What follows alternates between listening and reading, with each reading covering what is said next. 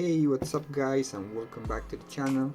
Today I'll show you how to surrender and return your vehicle plates to the DMV in a few easy steps. So let's get started. Well, this is one of the simplest processes and you require no appointment to do it. So come with me and let's figure it out.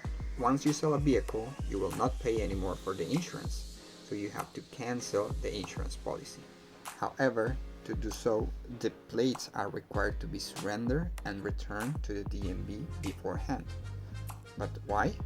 Well, because this is the way that the city and the insurance companies make sure that your plates are not going to be used illegally in other vehicles with or without your consentment. First of all, we have to go to the DMV, bringing over the plates. I pass to the counter and I tell the lady to surrender my plates. She asked me the name of the company that it was related to the vehicle, so I handed over the registration and she confirmed that the name of the company matches the number of the plates.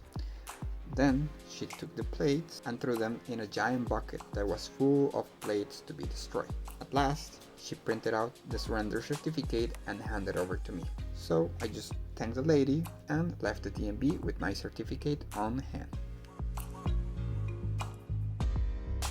If you have liked this video or have found it useful, don't forget to give it a thumbs up and subscribe. As always, thank you for watching and see you next time. Bye bye.